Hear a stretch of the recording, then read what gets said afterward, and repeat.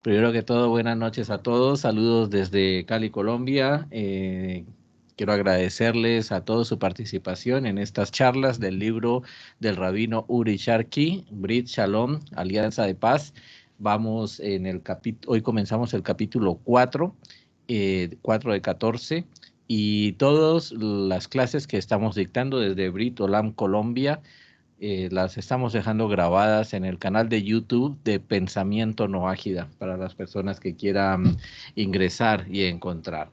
Esta es creo que la clase número 5, y vamos por el capítulo número 4. Realmente en el de la idolatría nos extendimos un poquito, lo dividimos en dos para determinar primero que Dios existe y que es necesario conocerlo, no solamente tener fe en Dios, sino conocerlo, tener un conocimiento racional de lo que es Dios. Obviamente no lo vamos a poder conocer cara a cara ni en toda su magnitud, pero entender no solamente el concepto, sino crear una relación diaria con el creador del universo, con el eterno, a través de nuestro servicio hacia él, no porque nos guste, no porque nos parezca bien, sino porque él lo ordena y es realmente el propósito de nuestra vida en este mundo. Muchas veces cuando estamos jóvenes nos empezamos con esos dilemas, ¿no?, existenciales de por qué estoy en este mundo, para qué Dios me envió a este mundo, por qué nací en esa familia o por qué estoy viviendo en determinadas circunstancias. Bueno, todo lo ha preparado el Eterno para que nuestra alma descienda a este plano que es muy denso, es un plano material, y comience un ascenso espiritual en la búsqueda de retornar nuevamente al Creador, encontrarlo, a pesar de que es difícil en medio de tanta densidad de la materia y los deseos de la carne y todo esto que tiene que ver con la materia. Es una lucha interior y es lo que nosotros tenemos que vencer en esos rasgos de carácter también, y ahí es donde verdaderamente empezamos a conocer nuevamente al Eterno. La segunda parte fue la de no idolatrar, que de cierta manera, cuando nosotros estamos en esa búsqueda del Eterno, se nos presentan distintas, digamos, luces, ¿no?, corrientes filosóficas, religiones, creencias, y empezamos a creer en distintas deidades. Nos presenta, por un lado, la tradición, obviamente, de nuestra familia, lo que nosotros venimos creyendo durante siglos, en nuestro caso, el catolicismo o el cristianismo, y en algunos casos el mesianismo. En otras regiones de pronto está más familiarizado con la santería y con otro tipo de deidades, pero es muy común, ¿no?, el término de Jesús como hijo de Dios, Dios no lo permita, y también toda la Trinidad y todo lo que tiene que ver con el cristianismo, son derivaciones del cristianismo, y que la idolatría no es solamente adorar ídolos de madera, de yeso, de bronce, sino también el hecho de crear un Dios a raíz de una persona o de un objeto o de algo. En el caso del cristianismo, crear una Trinidad que está representada en el Padre, en el Hijo y en el Espíritu Santo, ¿no? Y entonces se crean como tres deidades dentro de una sola deidad, y ellos llaman que eso es único y que es divisible, pero sigue siendo único, lo cual es un absurdo total. Bueno, avanzamos entonces. Si ya nos encontramos en este punto, estamos dirigiéndonos a personas que son noágidas o que están iniciando su camino noágida, y estamos estudiando las 7 leyes que fueron entregadas primeramente a Adán. A Adán se le entregaron 6, posteriormente fueron ratificadas a Noé cuando salió del arca y se estableció un nuevo pacto y se añadió una nueva obligación, una nueva misbat, que quiere decir un nuevo precepto de Dios, una nueva obligación para las personas que estaban en ese momento conformando la humanidad. En ese momento no existía el pueblo de Israel, porque estamos hablando de los tiempos de Noé. O sea que todas las naciones del mundo son descendientes de Noé.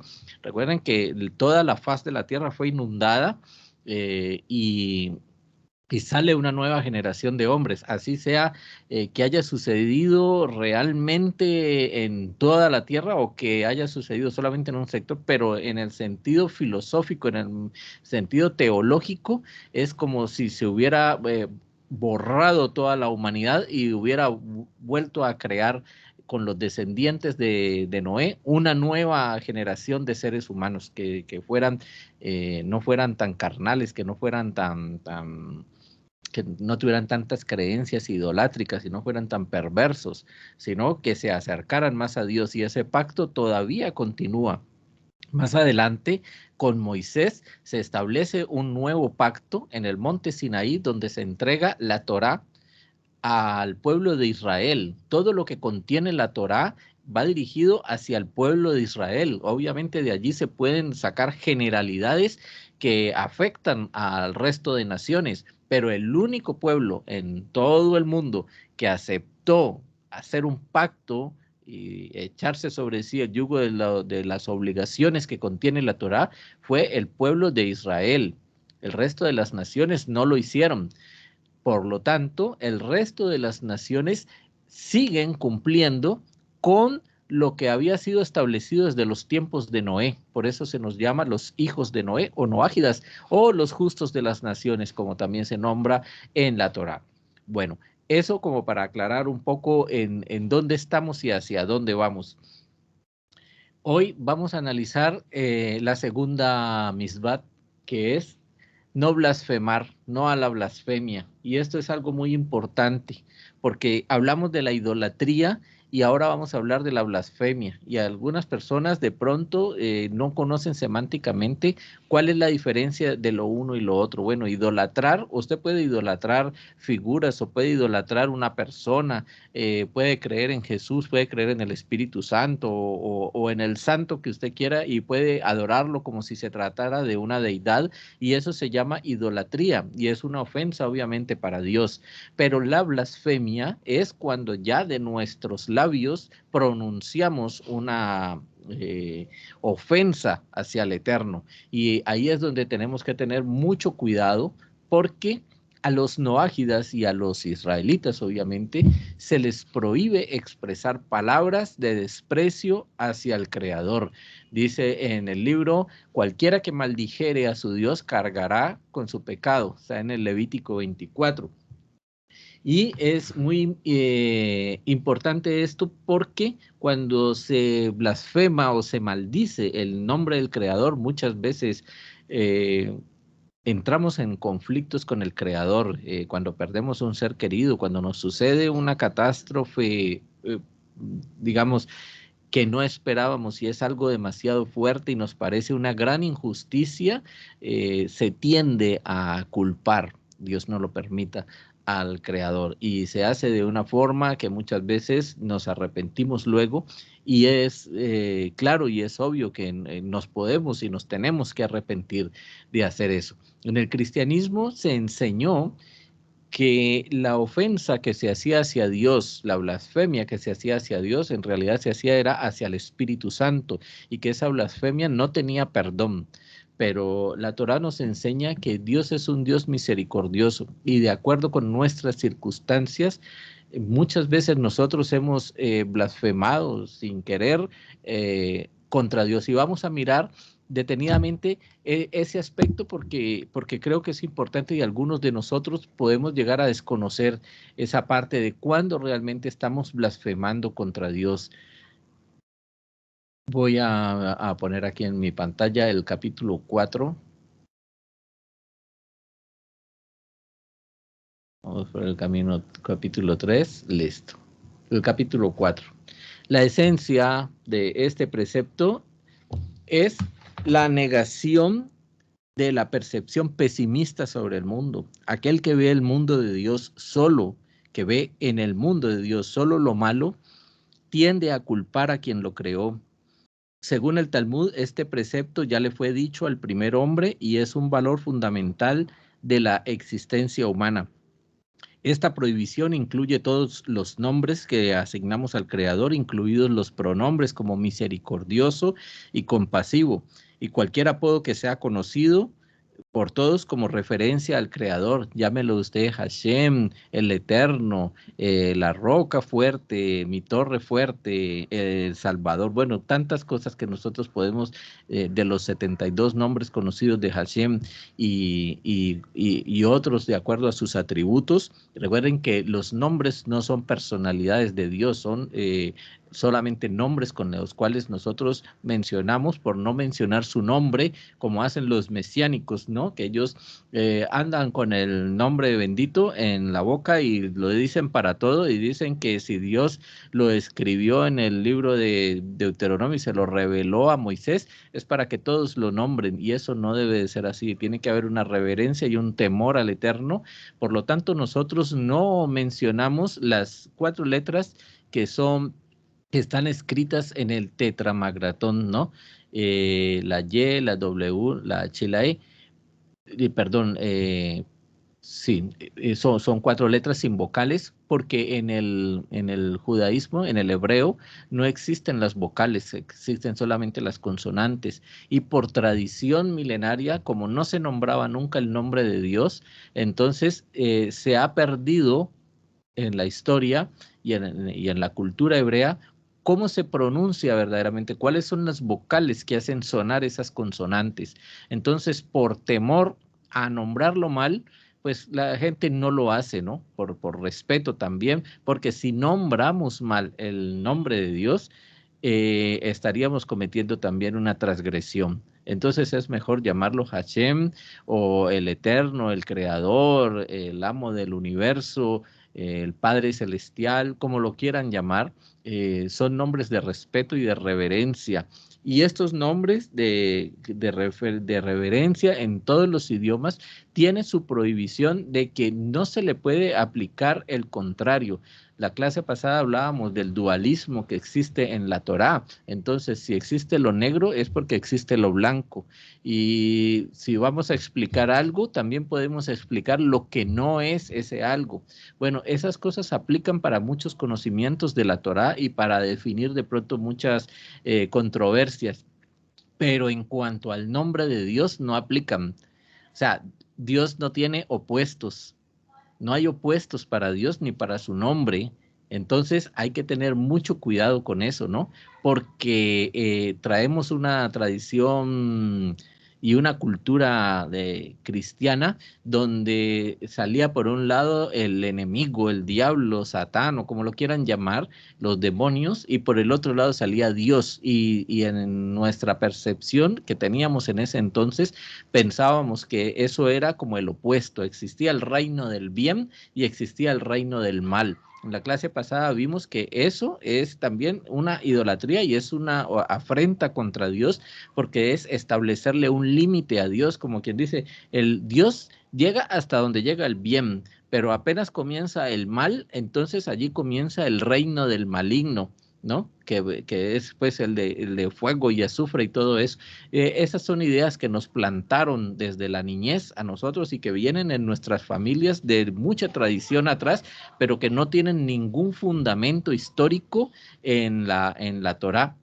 La Torá no habla de nada de eso, por lo tanto no es real, eso no existe, eso no se puede concebir como una verdad ni como un argumento. De pronto cuando están como conversando con alguien y entonces nos dicen, no, pero es que el enemigo, y nosotros decimos, bueno, perdón, pero es que el enemigo no existe, o por lo menos para nosotros en nuestra cultura de monoteísmo racional, no creemos en ningún enemigo como tal, como diablo, o como príncipe de las tinieblas, o como lo quieran llamar, con sus cachos y su cola y toda esa cantidad de candela y todas esas representaciones gráficas que hay. No existe, y es muy difícil de pronto explicarle a una persona que está enraizada en el cristianismo y que tiene esa serie de valores y que emocionalmente también está muy comprometido con eso. Entonces lo mejor es no entrar en discusiones. Si la persona pregunta, pues tratar de aclararle. Si no tenemos las respuestas, le podemos referir de pronto hacia algún libro, o referirlo entonces a una de nuestras comunidades, con un moré, con alguno de los líderes, o directamente con alguno de los rabinos, para que se le pueda explicar y guiarle. Sí, siempre y cuando esa persona esté haciendo preguntas porque es verdaderamente su interés. Porque muchas veces encontramos personas que preguntan por preguntar o solamente como por hacernos patinar, por decirlo de alguna manera, hacernos caer, entrar en unas discusiones y en unas controversias que realmente no conducen a nada. Y nosotros como Noágidas sabemos que la finalidad de toda controversia es que brille la luz de la verdad. O sea, que se manifieste la verdad divina y que nos haga elevar espiritualmente tanto a la persona como a nosotros mismos. O sea, que no es el argumento de esa persona o el argumento mío, sino la verdad que pueda fluir a raíz de esa controversia. Una controversia sin salir heridos, sin ofendernos, sin hacer agresiones y obviamente sin transgredir el nombre del bendito. Entonces es muy importante esa parte, ¿no? Para no entrar en discusiones ni con vecinos, ni con familiares o con personas que de pronto nos encontramos. Hay temas que uno debe evitar y de hecho el noajismo es más una experiencia personal, a pesar de que hacemos comunidades noágidas que son básicamente para el estudio, ¿no? Y para apoyarnos los unos a los otros. Pero el crecimiento es personal, el estudio es personal, tener sus libros, hacer sus consultas con el rabino, con su moré, preguntar siempre, ¿no? Es muy importante. No se queden con ninguna duda, sino hacer las preguntas, pero con el objetivo de crecer. Cuando esa persona nos pregunta con ese objetivo, le podemos contestar y si tenemos la manera de guiarlos e invitarlos, pues está muy bien para que de pronto aprendan más. Pero si vemos que es una necedad y que solamente está preguntando por preguntar, muchas veces nos preguntan de algo y estamos respondiendo y de pronto cambian completamente el tema y empiezan a preguntar de otra cosa y ya de otra y de otra. Entonces uno ve que no hay un interés genuino en esa parte. Bueno, me refiero a la parte de la blasfemia y de la idolatría. ¿Por qué? Porque cuando nosotros, Dios no lo permita, hacemos una blasfemia contra el bendito, realmente estamos negando nuestro principio de vida. O sea, no estamos negando solamente la vida, sino la raíz misma de la vida, porque Dios nos creó. Y con este mismo término, en esa misma línea, es que es tan delicado hablar mal de los demás. Hablar mal de los demás equivale como a asesinarlos y lo vamos a ver cuando estemos viendo la ley de la prohibición de matar. Entonces, ¿por qué? Porque si Dios creó al hombre a su imagen y semejanza y todo lo creó bueno, entonces cuando nosotros hablamos mal de la creación de él, ya estamos hablando mal de una persona, en realidad también estamos hablando mal del que lo creó. Cuando estamos hablando mal del mundo, muchas veces nos metemos en discusiones políticas y empezamos a hablar mal de los políticos y de los gobiernos y de nuestro país y decir que este mundo y que esta juventud y no sé qué. Estamos mirando el mundo de una forma pesimista, en lugar de hacerlo de una forma positiva y proactiva, siempre buscando la solución y siempre buscando lo bueno y lo mejor. Recuerden que es uno de los principios de la emuná, tratar siempre esforzarnos en el conocimiento y en la observación a mirar todo lo bueno que hay en el mundo, no lo malo, sino lo bueno. Es más, de hecho, no hablamos de cosas malas en el mundo, sino de cosas no buenas, porque no las vemos como algo que nos traiga placer, como algo que nos traiga alegría y felicidad, sino más bien tristeza. Entonces escuchamos malas noticias, que de pronto sucedió un terremoto y hubo X cantidad de muertos, o que sucedió el holocausto y entonces que hubo más de 6 millones de judíos que murieron en las cámaras de gas y en los campos de concentración. Y entonces muchas personas preguntan, bueno, ¿y dónde estaba Dios allí? Si era su pueblo. Y también lo vemos en otro tipo de masacres, ¿no? En Uganda, por ejemplo, cuando mataron a tanta gente con machetes en una trifulca tribal que duró por algún tiempo, y se vieron unos crímenes atroces contra niños y contra niñas, y la historia en el África y en Asia y en todos los países siempre han habido situaciones que de pronto nos erizan la piel y nos hacen inclinar la cabeza y decimos, ¿dónde está Dios en esos momentos? Si la Torá nos dice que todo lo que Dios creó es bueno, ¿por qué eso nos causa tanto dolor y nos causa tanta tristeza? Bueno, en los principios de Emuná, que ojalá algún día podamos dictar un curso sobre los principios de Emuná, que es la fe auténtica, nosotros aprendemos que a pesar de toda la tristeza que nos pueda causar una situación, en el fondo de esa tristeza, en el fondo de toda esa situación, siempre está presente Dios, y ha sido o ha ocurrido para algo bueno. Nunca ocurren cosas tan trágicas y tan tristes, y uno puede decir, bueno, en esas situaciones tan aberrantes, ¿cómo pueden contribuir a la humanidad? Y bueno, sirven porque sirven para recapacitar, sirven para mirar cuál ha sido nuestro papel también en la sociedad, cómo hemos nosotros contribuido o hemos aceptado ese tipo de patrones, o dónde está nuestra solidaridad. Muchas veces nos va bien en la vida, tenemos nuestras cosas, pero nunca nos acordamos del pobre ni del necesitado, nunca donamos dinero o ayudamos a alguna causa o brindamos una comida o hacemos algo por los demás. Entonces, cuando no es solamente esa persona, sino que se vuelve algo general en esa ciudad donde hay tantas diferencias sociales y hay tantas necesidades, muchas veces puede llegar a ocurrir una situación catastrófica como un terremoto, y entonces el corazón de las personas, que lo podemos llamar que en ese momento estaba de piedra, se quiebra y ya comienza a fluir un corazón de carne con sentimientos hacia los demás, y empieza la ayuda humanitaria. Entonces ahí es cuando Dios también te dice de una forma muy fuerte, decirle, mira, despierta, es que necesito que tú seas bondadoso con los demás. Y entonces suceden cosas tristes al interior de las familias, al interior de nuestra vida. Muchas de las pérdidas, por no decir todas las pérdidas que hayamos, entre comillas, pérdidas que hayamos tenido en nuestra vida, nos han ayudado a elevar nuestro espíritu, a tener una concepción de la vida mucho más altruista, mucho más madura, y que de pronto nos enseña a que lo que nosotros teníamos como un gran valor en nuestra vida, un gran principio de vida, en realidad no lo es. Entonces vemos cómo esas personas que de pronto vivían en una realidad creada, en una realidad falsa, después de que tienen esas pérdidas, se convierten en unas personas muy humanitarias.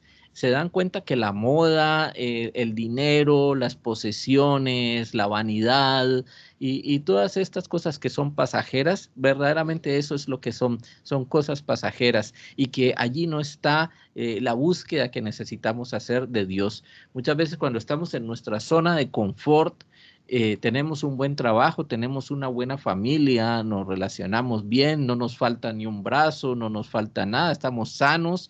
Entonces estamos en una zona de confort y tendemos a pensar de que todo es debido a nuestro estudio, a nuestro apellido, a nuestro linaje, a la raza, no sé, a la posición, o algunos dicen, no, es que yo me maté mucho en la universidad estudiando y ahora estoy cosechando, o es que yo trabajo demasiado y todo esto es producto de mi trabajo. Entonces estamos negando a Dios también allí, ¿no?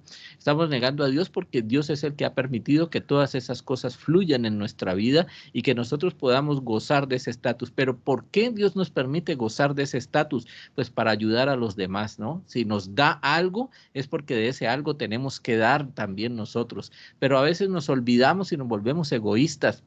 Entonces empezamos a perder, Dios nos empieza a quitar, pero es llamando a esa persona, diciéndole, mira, yo necesito que tú retornes a mí y que endereces tu camino. Entonces empieza a tener esas pérdidas, y ahí es cuando la persona tiene que recapacitar. Algunos son demasiado tercos y morirán así sin recapacitar, sino que optan por el otro camino, llenarse de frustración, de resentimiento, y entonces empiezan a renegar contra Dios y reniegan y dicen que Dios es malo y que Dios le quitó y que etcétera, y en realidad no han aprendido que la lección es aprender a mirar a Dios en lo oculto que está en esa situación para poderse alegrar y decir, ay, Dios se acordó de mí, Dios me quitó eso que no me servía en la vida, o que era necesario que yo sintiera ese dolor en la vida, de esa pérdida de ese ser querido de pronto, para que yo volteara mi cara y encontrara verdaderamente a Dios, porque estaba buscando en el lugar equivocado. Más o menos a grandes rasgos, esto da para toda una clase de emuná, pero eso es lo que verdaderamente hace la emuná en la persona, es la herramienta vital junto con la plegaria y el servicio a Dios que comprende también el ayudar, ¿no? El dar la sedaká, ya sea con nuestro dinero o con nuestro trabajo, con nuestras acciones, para que este mundo sea cada vez mejor. Esa trilogía del servicio a Dios es lo que sostiene al mundo, dice la Hasidut, y es muy importante. La Torá, la sedaká y el servicio a Dios es lo que, la bondad, es lo que sostiene el universo, es lo que hace que el universo funcione. Y cuando nosotros nos desviamos de esos tres pilares, de pronto no estamos estudiando Torá. Recuerden que Torá no es solamente estudiar Pentateuco, ¿no? No es solamente estudiar el Antiguo Testamento y ya. Sí, cada semana hacemos la lectura de la Parashá y hacemos entonces el encuentro con la familia y hablamos de lo que sucedió. Eso está muy bien, y hacer los rezos diarios está muy bien. Recuerden que podemos hacer también el Shema Israel en la mañana, el Shema Israel en la noche, pero Torah es más que eso, es más que el estudio de eso, es el estudio de los comentarios, es el estudio de la halajá, es el estudio, todo lo que comprende el judaísmo, todo eso es Torah, palabras de Torah que de pronto están en la Mishnah, que de pronto están en el Talmud, que de pronto, no sé, están en una serie de libros que no se encuentran literalmente en el Pentateuco, en esa Torah escrita que nosotros tenemos y que nosotros, en el Tanaj, para decirlo de otra manera, en la Biblia hebrea, no se encuentran allí. Pero que Torah es todo, es toda la filosofía, es todo el conjunto. Por eso son importantes las clases, porque aquí nosotros no solamente hablamos del Tanaj, sino que también traemos de textos que son de los sabios antiguos de Israel y que nos han dejado, son de nuestro acceso. Como noágidas podemos acceder a esos comentarios y tener una idea mucho más clara de cuál es el concepto que está allí encerrado. Porque si como de pronto nos creemos muy intelectuales y compramos los libros y empezamos a leer, pero no tenemos una guía rabínica para poder discernir eso que dice allí y poderlo aplicar contextualmente a esa realidad que está hablando el Tanaj, y mucho más allá aplicarlo a la realidad de nuestros países y de nuestras culturas sociales, pues bueno, vamos a tener un enredo bien difícil y de resolver, y es algo que nosotros tenemos que evitar en todo momento. Hay que hacer, recuerden, un estudio racional. El estudio racional es lo que nos conduce al monoteísmo verdadero, no a una religiosidad. No vamos a cambiar una idolatría que traíamos de pronto del cristianismo a empezar a crear otra idolatría aquí, de pronto de algún sabio, de algún, no sé, de una persona o de algo, empezar a idolatrar cosas que no tienen por qué ser idolatradas, sino estudiadas, comprendidas y sobre todo llevadas a la práctica en nuestra vida propia. Hablé entonces de que cuando somos pesimistas frente a la vida, también estamos blasfemando contra Dios, porque Dios creó todo bien y para bien. Entonces, cuando nosotros entramos en ese pesimismo de la vida, a ver todo oscuro y a decir, no, es que los gobiernos son corruptos, es que aquí no vamos a hacer nada. No, Dios no permitió que los corruptos llegaran al gobierno para que nos gobernaran sencillamente, sino para que si nosotros como noágidas logramos reaccionar, podamos aportar a nuestra sociedad y el día de mañana, no sé, crear acciones sociales para que se denuncien a esos corruptos, para que haya cambios en nuestras constituciones políticas y sean unas constituciones que se acerquen más a la equidad, a la justicia social, a la defensa de los valores humanos, de los derechos humanos, a la defensa de los niños, de los ancianos y de los más desprotegidos, hacer verdaderas acciones de ayuda social. Bueno, todas esas cosas que nos tocan. Hay una frase que a veces encontramos en los estudios de Torá y dice que todo lo malo que tú veas en el mundo es porque Dios te está dando la oportunidad de que participes en el proceso de la creación. Entonces, algunos dirán, pero si es que la creación se hizo hace muchísimo tiempo, ¿cómo así? Bueno, la creación sí se hizo hace muchísimo tiempo, pero es eterna. Ella se renueva día con día. No hay un día que se termine la creación. Todos los días Dios está creando. Entonces, todos los días nosotros que estamos ya más conectados con Él, tenemos la oportunidad de participar en el proceso de creación. Cuando vemos algo que no funciona, algo que decimos, no, esto está mal, ¿cómo así que los animalitos, los perritos en la calle, aguantando frío, hambre, enfermedades, maltratos? Hombre, si eso es lo que te toca y te gustan los animales, pues Dios te está llamando a que hagas algo por ellos. No estés esperando que vaya a bajar el príncipe azul o que vaya a llegar algún caballero y entonces él sea el rescatador. Está muy bien por las fundaciones y las asociaciones que hacen eso, pero si tú puedes colaborar y puedes participar en ese proceso y verdaderamente es lo que te llena, entonces ahí es tu campo de acción. ¿Cómo determinar para qué soy bueno en el proceso de la creación?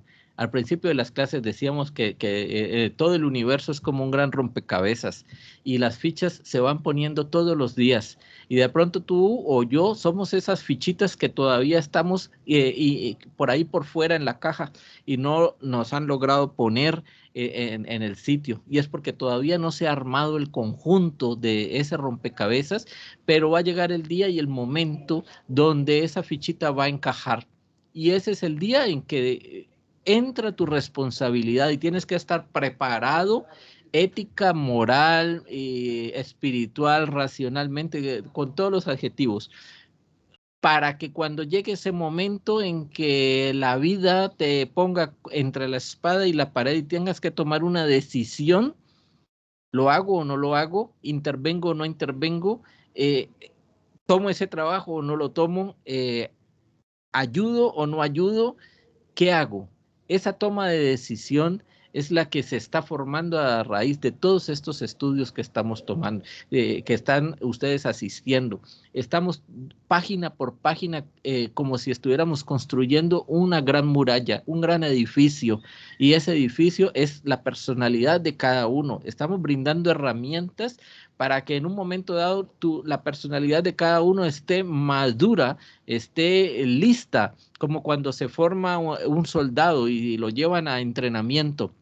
Entonces al principio es duro, ¿no? Y aguanta hambre y llega cansado y está ya que tira la toalla y que se retira, pero en su pensamiento dice que tiene que seguir adelante porque eso es lo que le gusta, eso es lo que quiere y eso es lo que siempre ha querido y en eso se siente bien. Entonces el soldado continúa a pesar de lo difícil que sea el entrenamiento, pero llega un momento donde ese entrenamiento verdaderamente es el que le salva la vida a él y a sus compañeros, y es cuando él está en la lucha, él está tomando decisiones que son de vida o muerte muchas veces, y el entrenamiento y la disciplina hacen que ese soldado pueda avanzar. Bien, creo que tengo una pregunta por aquí, vamos a mirar, voy a mirar en el chat. ¿Qué tenemos en el chat? Claudia Patricia, buenas noches para todos. Claudia Patricia, interesante la clase. Pido permiso y debo retirarme. Claudia Patricia, con mucho gusto, claro que sí. La clase queda grabada y la vamos a publicar allí en el canal de Pensamiento No Ágida. Bueno, Eso es importante, porque lo que hablábamos de estar preparados para el momento, porque nuestras palabras construyen, y cuando nosotros cambiamos nuestra forma de pensar y nuestra forma de hablar y dejamos de hablar lo negativo, lo oscuro, lo que no ayuda, dejamos de perder el tiempo en cosas banales, en tantas cosas de redes sociales, en discusiones de redes sociales, que si el uno publicó, que si el otro no publicó, que si dijo, que si no dijo, y en realidad estamos perdiendo tiempo de pronto leernos un buen libro de Torah que nos enseñe cosas, valores. Estamos desatendiendo de pronto nuestra familia, nuestro cónyuge, por estar pegados de un celular o estar pegados de una computadora. Y estamos, en lugar de estar haciendo algo productivo por el mundo, estamos desperdiciando el tiempo. Y eso es algo que es negativo. Entonces es como también un llamado a estar alertas en todo momento y saber de que tenemos una obligación con nosotros mismos, con la elevación de nuestro ser todos los días para ser mejores. Hay una frase por allí que dice que no es para que seamos mejor que los otros, sino para que nosotros seamos mejor que ayer. Entonces, cada día tenemos que ser mejor que ayer, sin compararnos con nadie. Cada uno está viviendo su propia vida, cada uno con sus propios problemas. Entonces, es muy delicado eso. Recuerden que hablar mal de la situación, hablar mal de una persona, hablar mal en general de algo o de alguien, es blasfemar contra Dios.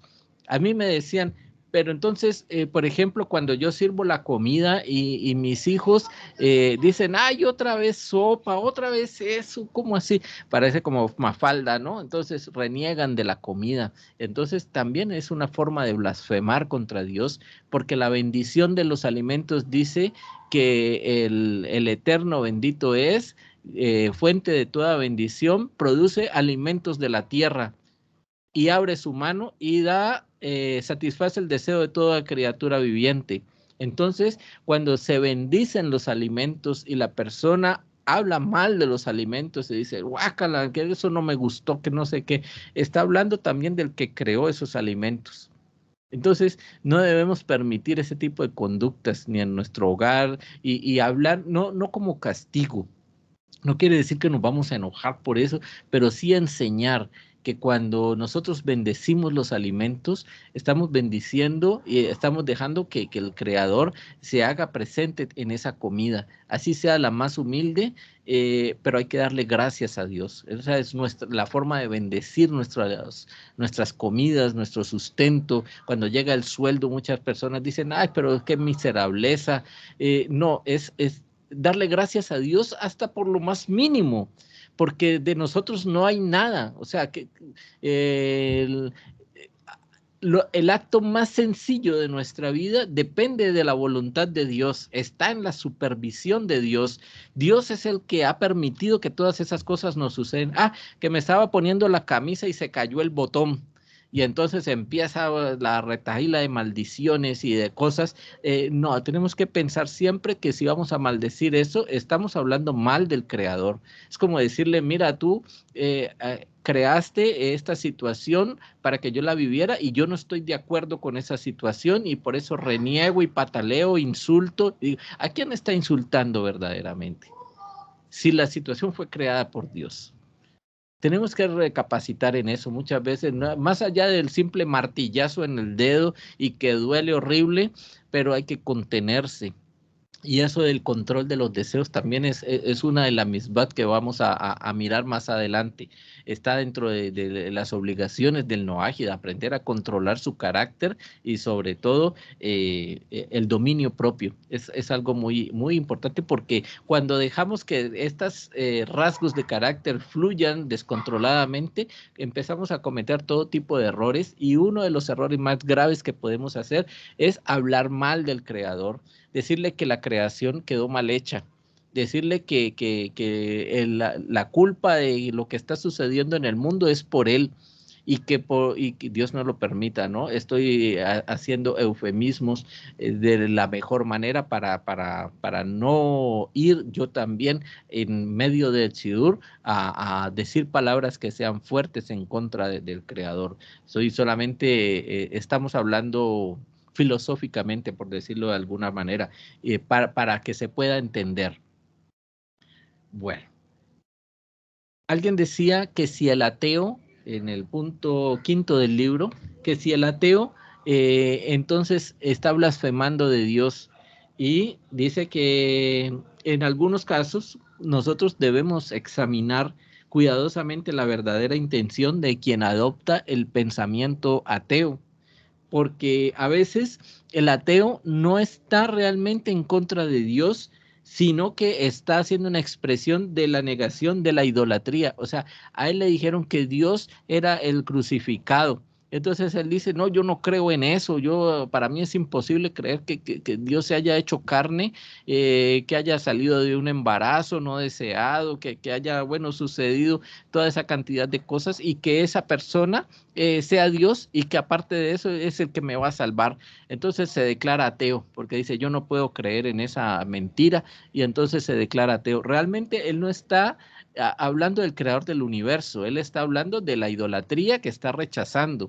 Entonces, en realidad no es un ateo, ¿no?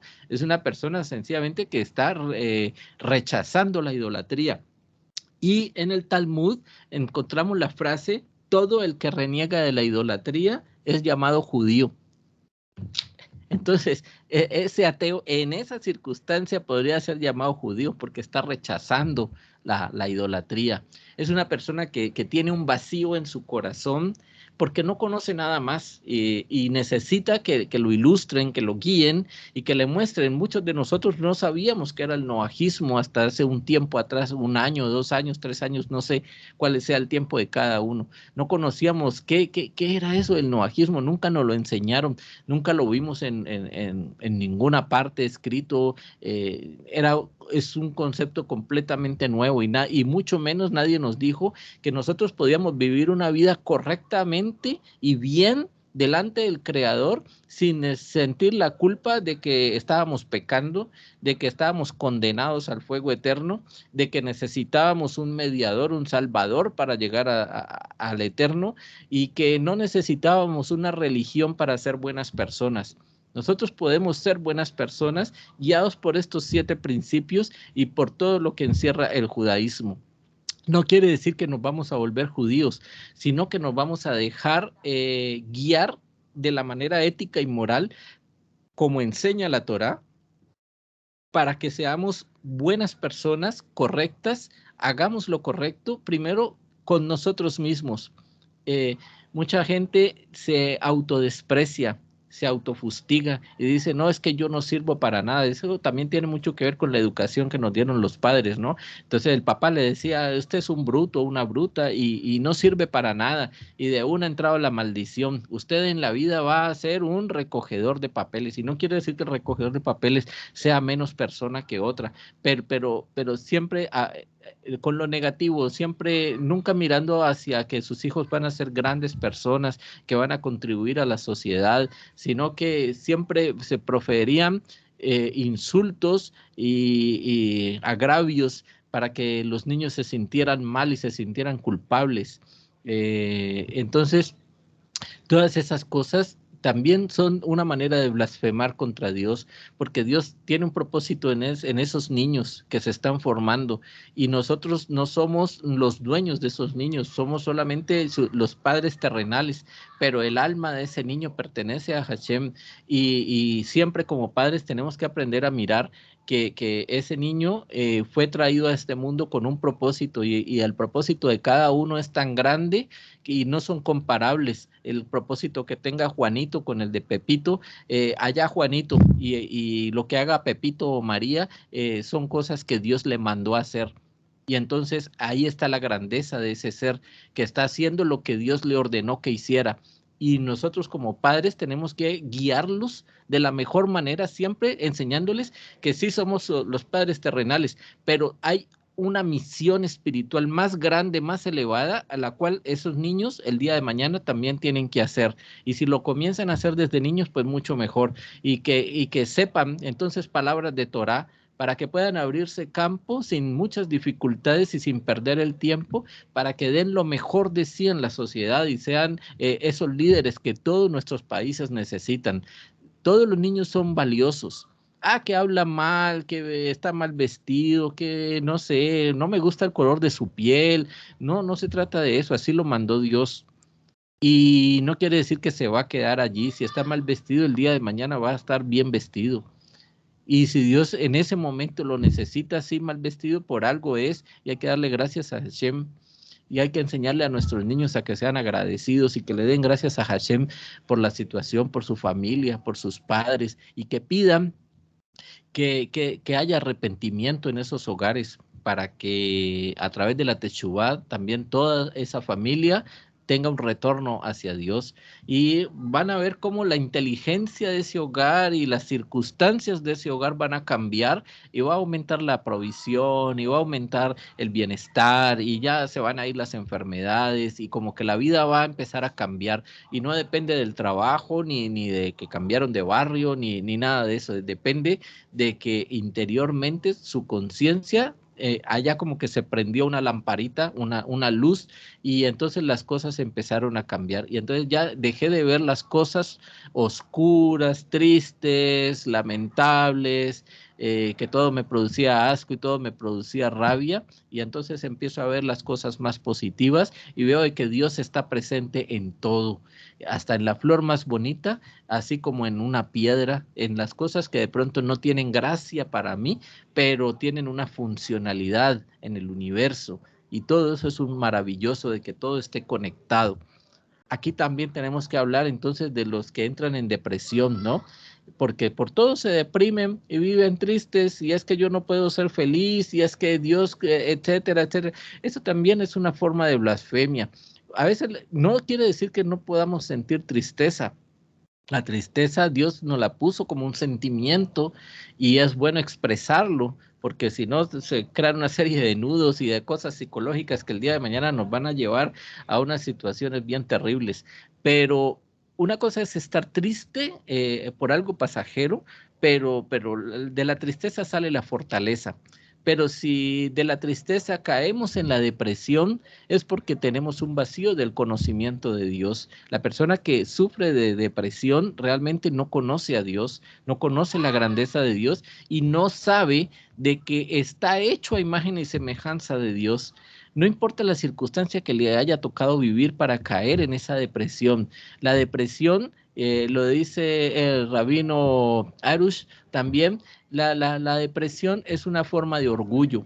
El orgullo no nos permite reconocer a Dios. Así como decíamos que la persona que dice, oh, es que con mi trabajo, con mi estudio, con mis logros y con mis méritos yo he logrado, no, no has logrado nada. Dios ha tenido misericordia de ti y te ha permitido tener esas cosas. Y de hecho, la persona que tiene más cosas es porque no tiene de pronto la voluntad, el carácter de soportar la escasez y la dureza de las pérdidas. Y Dios ha tenido misericordia con esa persona, y entonces por eso no le quita, porque sabe que si le quita algo, esa persona se resquebraja y entraría en depresión. Y como quiere Dios que esa persona se eleve espiritualmente, pues entonces lo deja allí, que vaya suavecito en la vida, y como que todas las cosas le fluyan. Entonces mete la hoja de vida y le sale trabajo, hace un negocio y le sale próspero. No quiere decir que a todos sea así, pero hay el caso de la persona que es muy débil espiritualmente y no soportaría una situación donde se confronte. Verdaderamente los que pasan por pruebas difíciles, los que tienen que enfrentarse a la vida, a la muerte, a sobrevivir, a guerrearla, como decimos nosotros, esas personas tienen un espíritu elevado y están preparados. Dice que la Torah que Dios no va a poner una prueba que cada uno no pueda soportar. Dios no es injusto. Entonces, cuando mayor es la prueba, quiere decir que nuestro espíritu está más elevado y está preparado, como ese soldado, ha sido preparado para superar las más difíciles situaciones.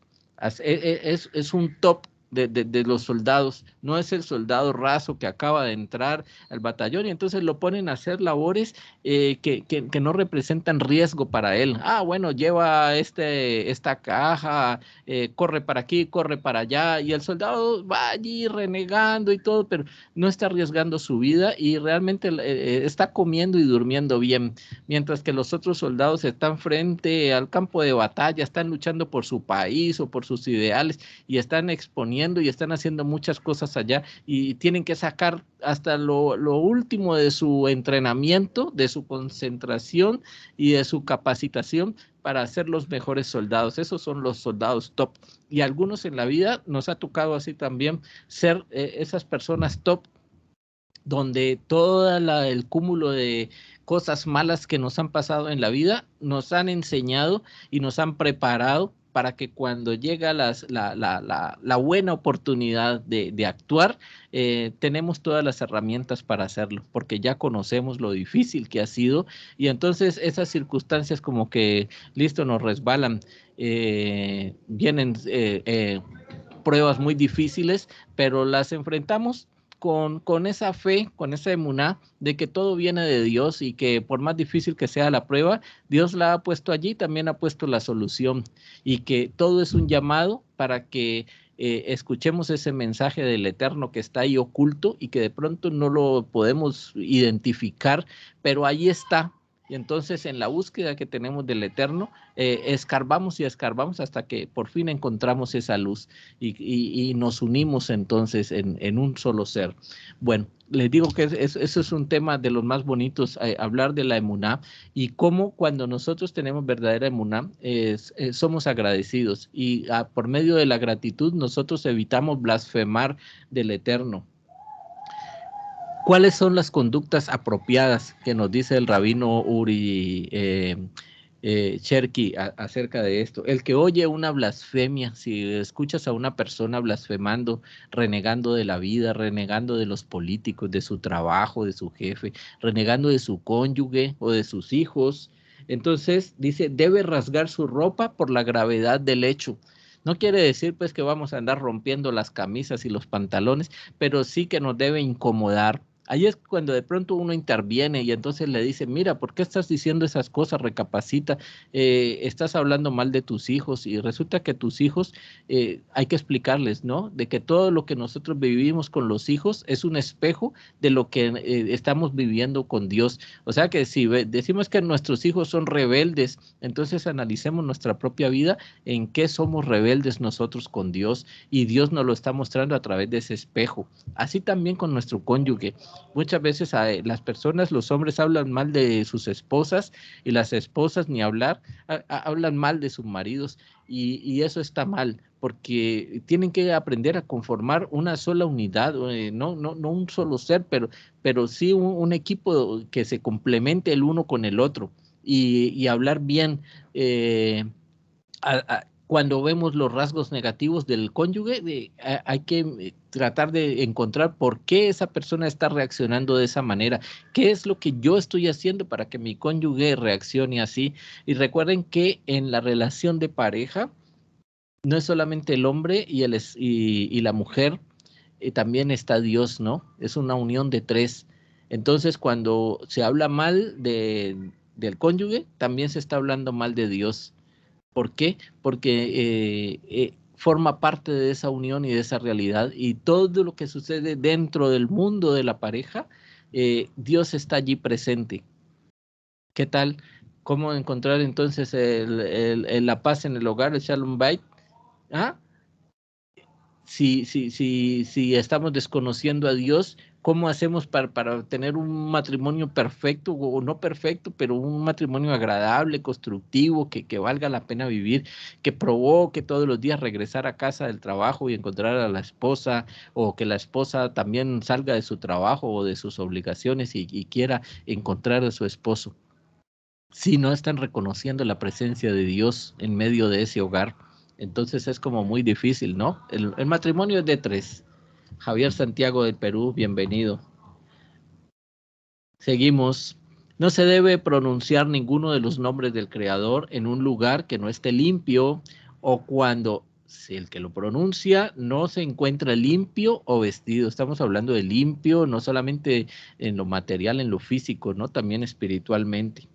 Alguna vez alguien decía, porque había una persona que estaba en las drogas y estaba pidiendo plata en los semáforos. Y entonces a todo le decía, y que Dios lo bendiga, y que Dios lo bendiga, y que Dios lo bendiga. Y entonces yo decía, pero ¿de dónde proviene esa bendición? ¿Proviene verdaderamente de la gratitud o se volvió una frase de cajón? Porque si esa persona quisiera verdaderamente decir que Dios lo bendiga, él procuraría estar limpio y salir de las drogas y ser una mejor persona en la sociedad. Pero si está consiguiendo el dinero para seguir consiguiendo drogas, entonces ese Dios lo bendiga no nace del corazón. No nace del corazón porque la persona realmente no cree en Dios. Entonces es una bendición sin fundamento, si me hago entender. Los sabios dijeron, 3 socios tiene el hombre, su padre, su madre y Dios. Hablábamos ahora de la pareja. El santo bendito sea. Las escrituras equipararon su honor con el honor del cielo y además de esto el respeto por el padre y la madre es parte de la moral humana común en todo el mundo. Asimismo la reverencia al padre y a la madre y no hace falta decir que no se permite golpearlos o maldecirlos bajo ningún concepto. Aquí hay algo de lo cual aprendí de Menashe. Entonces dicen que uno de los preceptos lógicos para el Noágida es honrar a padre y madre. Ese es un precepto que fue dado para los israelitas, pero que no está dentro de las 7 leyes de los Noágidas. Y puede la persona retorcer y adaptar y decir, sí, pero mire que si movemos aquí, jalamos acá y ponemos aquí, entonces entra dentro de un precepto lógico y sí hay que honrar a padre y madre. Bueno, está bien, sí, nadie lo niega, hay que honrar a padre y madre, pero no porque sea un precepto lógico, es porque es bueno hacerlo, es porque es bueno hacerlo, es porque eso agrada a Dios, pero Él no lo está poniendo como precepto y no debemos nosotros inventar preceptos, es una de las normativas que tiene el noajismo, no inventar. No es por el hecho de que, esto es bueno, entonces pongámoslo aquí de buena fe, como hacíamos en el cristianismo, en el catolicismo, ¿no? Añadamos esto aquí de buena fe. Entonces, este es un precepto que es bueno hacerlo y vamos a ponerlo como un precepto lógico de los noágidas. No, no necesitamos decir que es un precepto lógico. Podemos decir que es algo lógico hacerlo sin necesidad de ponerle la palabra precepto. No vamos a añadir preceptos donde no los hay. Nos limitamos solamente a lo que Dios nos dio. Dios nos dio 7 preceptos y están allí que tienen sus derivaciones. Sí, tienen sus derivaciones, pero no por el hecho de tener derivaciones quiere decir que vamos a empezar a nombrar a cada una de esas derivaciones como si fuera un precepto más. Los preceptos son 7 y punto. Y se cumplen de la mejor manera que cada uno lo puede hacer en su nivel y punto. ¿Hay que honrar a padre y madre? Sí, hay que honrar a padre y madre. ¿Es un precepto para los noágidas? No es un precepto, pero hay que hacerlo. Pero es bueno hacerlo. ¿Por qué? Porque es bueno y porque a Dios le agrada. Y ya punto, sin necesidad de ponerle la palabra de que es un precepto.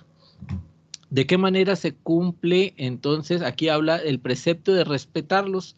Entonces, los sirve con comida y bebida, los acompaña al entrar y salir y similares. ¿Cómo cumple con el precepto de reverenciarlos? No se sienta en su lugar y no rechaza sus palabras de manera humillante. Tantos hijos que le levantan la voz a los padres, tantos hijos que dicen que su papá es esto, que es aquello, porque muchas veces se lo escuchan también a la pareja, ¿no? Entonces el hijo hace lo que escucha en el hogar, no los llama por su nombre, entonces llama, hey viejo, hey vieja, y no sé qué, y acciones similares, los llama de un grito. El muchacho está ahí acostado en el sofá viendo televisión, chateando en el celular y empieza, ay vieja, tráeme el jugo, tráeme el agua, no sé qué, y entonces la mamá sale corriendo de donde está y suelta lo que está haciendo para ir a llevarle al muchachito de 40 años el agüita para que tome allí acostadito y que no se moleste. Esas cosas no son. honrarlos y respetarlos, valorarlos, servirlos de la mejor manera, ayudarles, no levantarles la voz, hablar bien siempre positivamente, así haya sido el peor de los padres que te haya causado. Si no hay nada bueno que decir, entonces se queda uno callado. Es lo mejor, pero nunca abrir la boca para hacer malos comentarios. Lo peor que nosotros podemos hacer es transgredir el concepto de que Dios está presente también en todo esto. Entonces, cuando no tengan nada bueno que decir de algo o de alguien, es mejor quedarse callado.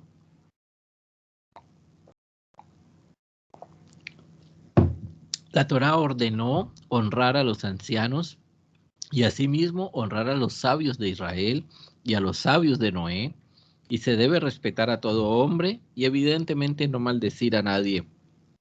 Se debe tener especial cuidado en no maldecir a los gobernantes o personas importantes y mucho menos que sean del pueblo de Israel. Elogiar a los eruditos de Israel y a las naciones por respetar a la Torá. Existe la obligación moral de agradecer al Creador por cualquier bien que se recompense al hombre. Sobre este fundamento, los sabios de Israel compusieron bendiciones de alabanza y bendiciones de agradecimiento que se dicen en cada momento de goce o en una ocasión que causa alegría. Estas bendiciones se detallan en todos los libros de oración. Para los que quieran descargar el libro de rezos noágidas, están en la página de Brit Olam, el Centro Noágida Mundial, o con alguno de sus líderes también lo pueden pedir. Vamos a mirar aquí. Ok. Al escuchar una bendición de su compañero, se responde amén para expresar su identificación con lo dicho. Lo mismo se aplica a un israelita que escucha una bendición de un hijo de Noé, siempre que esté claro que la bendición está dirigida solamente al creador del mundo y no a ningún otro ente compartido con él. Es una buena práctica agradecer a Dios por la mera existencia cuando uno se despierta del sueño nocturno. El enunciado de la confesión es una oración más o menos de esta forma. Te agradezco, Rey vivo y existente, que me devolviste a mí el alma con compasión. Grande es tu confianza. Está en el libro de rezos, ¿no? Es uno de los rezos de la mañana con los que nosotros, cuando se despierta la persona, toma su libro de rezos y es lo primero que hace. La mejor de las bendiciones es aquella que se dice sobre el alimento de una persona al término de su comida y se llama el Birkat Hamazon, la bendición por la comida. Esta oración también se puede descargar en innumerables páginas de internet o en el libro de rezos, el Birkat Hamazon, para que agradezcan una vez hayan terminado la comida. El hombre tiene una responsabilidad especial de cuidar la integridad del mundo que fue entregado por el santo, bendito sea, como se afirma en el Midrash, la literatura que es la literatura rabínica de interpretación de las escrituras bíblicas. Y entonces dice el Midrash, todo lo creé y lo creé para ti. O sea, todo lo que está hecho fue creado para ti. Todo lo que fue creado para mí. Y siempre cuando mires el mundo, míralo de esa forma. Todo lo que logras ver, tocar, pisar, oler, todo eso fue hecho con el único propósito de que tú vivieras allí. Y lo estás viendo porque Dios te permite estar en ese momento histórico, en ese lugar geográfico, en esa hora precisa, viviendo y sintiendo eso. Entonces, dale gracias a Dios por todo aquello. Es por eso que se ha prohibido al pueblo de Israel toda destrucción de la flora, la fauna o el cuerpo de una persona cuando no sea necesario. Esta prohibición se conoce como la prohibición de destruir y es apropiado para todo hombre que se conduzca de ese modo. Después hablaremos acerca de cuándo es necesario y cuándo no es necesario y cuándo se considera que se obra de mala fe, cuando obramos también en nuestras propias fuerzas y hacemos cosas sin consultarlas con el Creador o hacemos cosas que el Creador no nos ha mandado a hacer. Estamos allí como metidos en una situación donde no deberíamos estar y sencillamente por la facultad de nuestro libre albedrío estamos interviniendo Y ahí es cuando verdaderamente se nos complica la vida y empezamos a cometer todo tipo de errores. Bueno, hay mucha tela para cortar con esto de la blasfemia, pero a grandes modos es eso. Al principio de nuestro estudio hablábamos de que en la mentalidad judía, cuando se habla del Creador, cuando se habla del Eterno, por deducción lógica, todo lo que el Eterno dice y todo lo que el Eterno hace es del mismo nivel de su altura. Toda palabra y todo lo que Él ha construido en el mundo es del nivel de su altura. Por eso cuando veas el pantano cenagoso, feo, que huele feo, la cloaca, no sé, fue creada por Dios o Dios permite que esté allí y tiene un propósito en la creación. Y es donde Dios está más oculto, pero es la obligación de nosotros escudriñar con la fe y con todas las herramientas que tengamos espirituales, cultura, tradición, no sé, estudios, toda tu deducción, para descubrir a Dios en medio de eso. Yo creo que es la labor más difícil y forma parte de alguna de las batallas que las personas de pronto tienen que vivir en su vida. Cómo descubrir a Dios en las situaciones más tristes y en las situaciones que aparentemente no son tan divinas. Pero todo pertenece a la divinidad. Y todo lo que Dios hace es bueno y es para bien.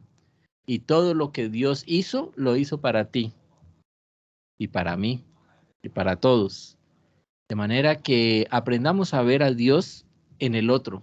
Hay un cuento, un midrashim, que dice que estaba un sabio a la puerta de una ciudad y entonces llegó un forastero y le preguntó, ¿cómo son las personas de esta ciudad? Y entonces le dijo el sabio, ¿cómo eran las personas de la ciudad de donde vienes? Y él le dijo, no, era una gente terrible, era una gente que chismoseaba, eran idólatras, hablaban mal el uno del otro, eran egoístas, agresivos, había mucho ladrón, borrachos. Realmente por eso me salí de allá, porque es una gente que no vale la pena. ¿Cómo son la gente de aquí? Y le dijo, no, aquí son iguales, también hay borrachos y ladrones y todo eso, entonces no, aquí son iguales.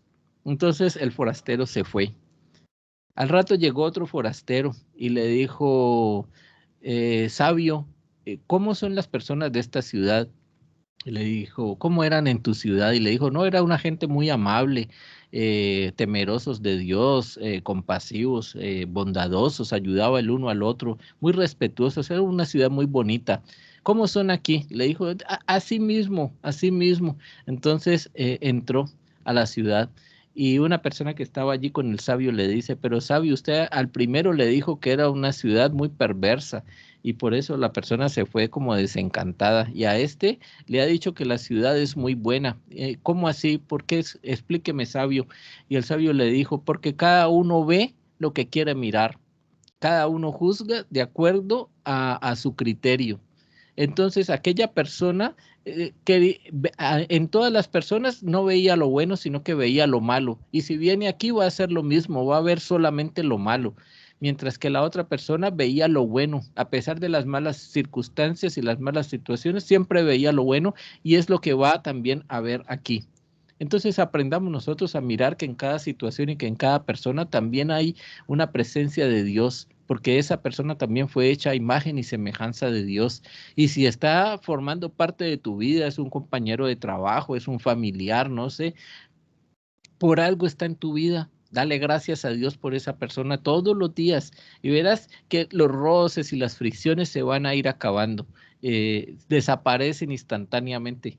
Y es por eso, porque aprendes a conectarte con esa parte de Dios que mora en él o en ella. Y es bueno que ese ejercicio lo hagas con tus familiares, con la persona más difícil que tú tengas en la vida, con el vecino más difícil, con el compañero de trabajo más duro, no sé, con el familiar que te ha hecho la guerra. Aprende a mirar la presencia de Dios que hay allí, porque allí también hay una lamparita que no se ha encendido de pronto, pero que si tú con tu trabajo y tu dedicación lo puedes ayudar a que esa lamparita se encienda, de pronto esa persona va a mirar que tu lámpara sí está encendida y entonces de ahí va a tomar también luz y va a empezar a brillar con luz propia, con el ejemplo, no criticando y no peleando, sino con el ejemplo de ser tolerantes, ser respetuosos y sobre todo darle su momento y su mención al Eterno en cada una de las circunstancias. Esa persona va a ver que tú bendices los alimentos, que le das gracias a Dios por todo, que bendices a tus hijos, a tus hijas, que bendices a tu pareja y que realmente eres como distinto a los demás.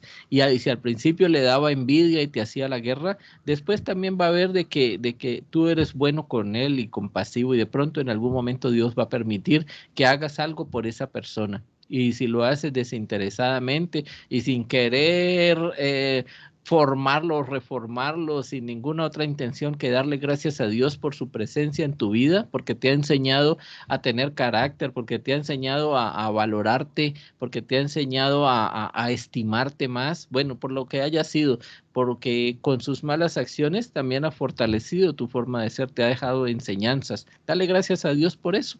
Y si no tienes nada bueno que decir, pues entonces es mejor quedarse callado. También es una forma de agradecerle a Dios por esas personas. Cuando aprendamos a hacer eso, habremos cambiado nuestra forma de ver. Entonces ya no vamos a decir lo malo, sino lo no bueno. Y entonces lo bueno va a empezar a brillar y nuestra vida va a ser más alegre. Esa es una promesa que nos entrega la Torá, que nuestra vida nos da motivos de felicidad. No importa la circunstancia, siempre vamos a hallar motivos de felicidad. No importa en la situación por difícil que sea, todo tiene una solución. Y cuando reconocemos que al final es para reconectarnos con Hashem, pues más motivos de alegría vamos a tener. Mis queridos amigos, los dejo esta noche y espero que la próxima semana nos podamos volver a ver. Sigan en sintonía del canal. Quiero agradecerle a Eliezer Sepúlveda que me obsequió el libro. No me voy a cansar de agradecerle por el obsequio del libro de Brit Shalom. Me ha servido muchísimo. Estoy leyéndolo con mucho entusiasmo. Y quiero que ustedes, el que no tenga para de pronto conseguir el libro físico, lo puede descargar de la página, ¿no? Estamos dando el link donde pueden descargarlo, está en formato PDF y ahí están los contenidos del libro. Y yo estoy dejando los resúmenes también en el grupo de Brit Olam Colombia en formato PDF para que puedan de pronto tener más herramientas de conocimiento de este libro y si quieren compartirlo con sus familiares o con sus amigos, los videos están allí en Pensamiento No Ágida. Muchas gracias por sus comentarios, a las personas que están dejando comentarios allí en la página, a los que están apoyando a través de PayPal. Están de pronto dejando una sedaká, una donación, algún obsequio, están dejándolo allí a través de PayPal, que está en la página de Pensamiento No Ágida. Muchísimas gracias, verdaderamente de todo corazón. No es algo que yo pida, es algo que nace de cada uno hacerlo. Yo solamente pongo el canal allí a disposición. Aquí, gracias, Meir, por el tiempo. Sabes que fue obra del Señor. Amén, amén. Muchas gracias, Eliezer. Y a todos ustedes, una feliz y bendecida noche. Todo lo bueno y lo dulce. Un abrazo grande desde Colombia. Y espero que nos podamos volver a ver la próxima semana aquí en punto de las 7 de la noche para seguir estudiando este maravilloso libro con otra de las misbot la próxima semana. Hagan sus preguntas, dejen sus comentarios y ya lo saben, la premisa de hoy, no es necesario ser mejor que otros, es necesario ser mejores que ayer. Quedémonos con ese pensamiento hasta la próxima semana. Chao, chao.